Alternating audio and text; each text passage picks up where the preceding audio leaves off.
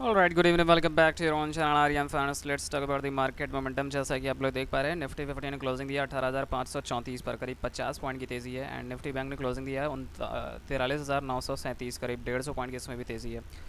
Nifty 50 की अगर candle की अगर बात कर लिया जाए तो ये रेड कैंडल बनाया है डोजी टाइप में, बट पॉजिटिव में क्लोजिंग दिया है। और मैंने आपको बताया था कि अगर गैप अप दे करके इसके नीचे क्लोजिंग देता है प्रीवियस कैंडल के, तो मंडे के दिन गैप डाउन आई मीन बीरिशनेस रहती है। बट इसने जो है गैप अप दिखाया एंड अच्छा खासा वही ऊपर ही क्लोजिंग दे दिया है, तो मतलब पॉजिटिवनेस है इसमें।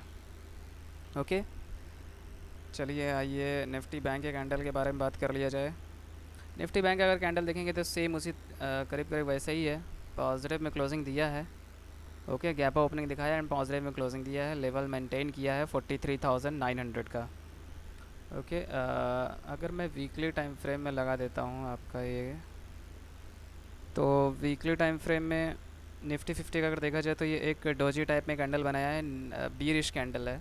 ओके, अगर एक यहाँ पे रेड कैंडल और बना देता है तो अच्छा खासा गिरावट आ सकती है, करीब 18,000 के लेवल, या फिर ये जो मूविंग एवरेज आ रहा है आपका 50 डे मूव एवरेज, जो कि 18,650 के आसपास है, वहाँ तक आ सकता है मार्केट। ओके, 17,650 तक आ सकता है।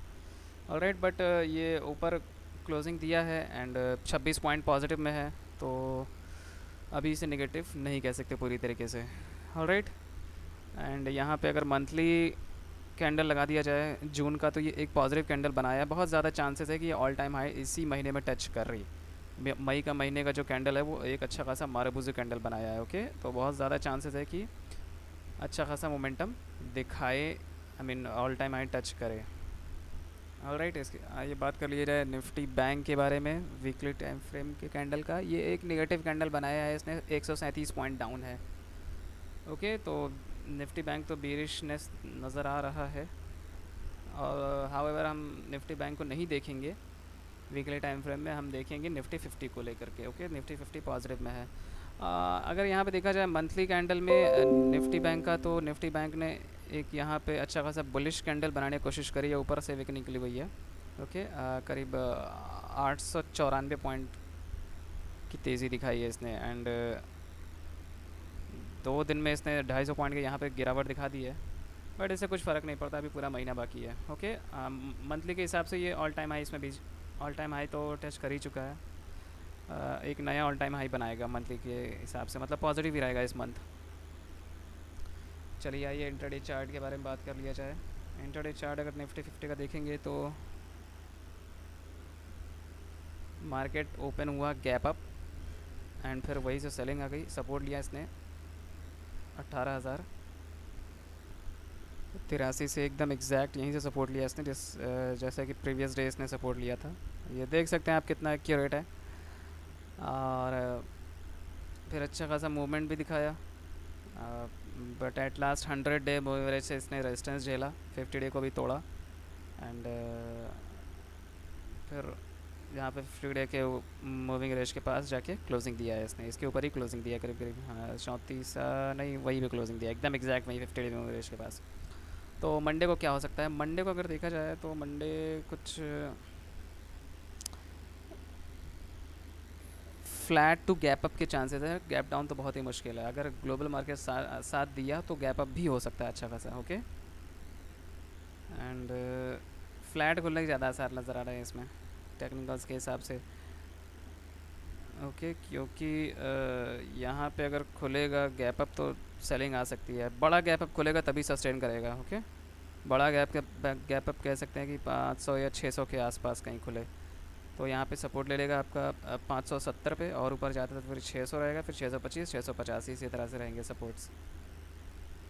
ओके, एंड नीचे अगर बाय द वे सेलिंग आती है तो सपोर्ट, ये स्ट्रॉन्ग सपोर्ट तो बन चुका है, कई बार टूट चुका है, तो ये टूट भी सकता है। ये सपोर्ट कई बार टेस्ट हो चुका है तो ये टूट भी सकता है सपोर्ट। ओके, हाउएवर बहुत ही मुश्किल है टूटना, क्योंकि 200 डे एवरेज भी यहीं पे आ रहा है, but anything could be possible. So हमेशा सब चीज़ के लिए तैयार रहना चाहिए।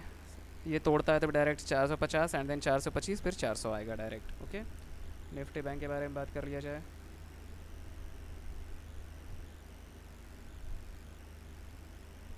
निफ्टी बैंक का अगर इंटरडे का चार्ट देखेंगे तो यहाँ से गैप अप ओपनिंग दिखाया and then 200 day moving average से सपोर्ट आई मीन रेजिस्टेंस खाया। फिर प्रीवियस डे का लो तो यहाँ पे है, बट प्रीवियस डे का जो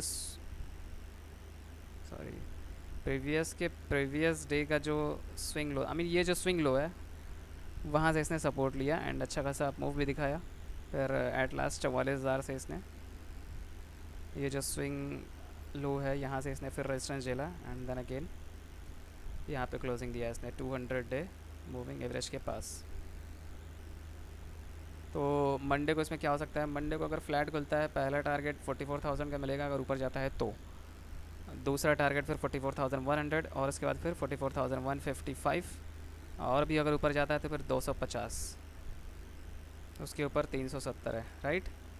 सपोर्ट के तौर पे अगर बात करिए रहा है नीचे खिसकता है मार्केट जैसे ही ओपन होता है तो 900 या फिर 850 आपका स्ट्रॉन्ग सपोर्ट बनेगा एक। इसके नीचे अगर जाता है डायरेक्ट 700 मिलेगा, 150 पॉइंट और कट जाएगा। ओके 800 पे भी रुक सकता है। ओके चलिए आइए बात करिए यार SGX निफ्टी और SGX निफ्टी करंटली 632 पर ट्रेड कर रहा है, 68 पॉइंट अप है।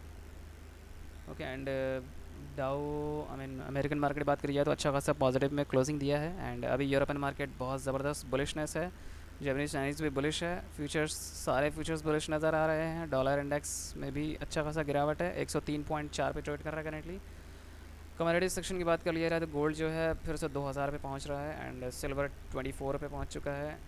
क्रूड ऑयल 67 से 71 अच्छा खासा तेज़ी इसमें भी आया है बाइंग।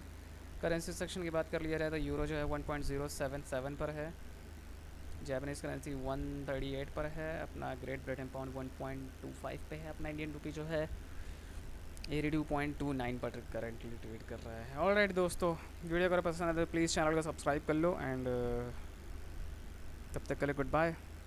लाइक कर लो अगर पसंद आए तो।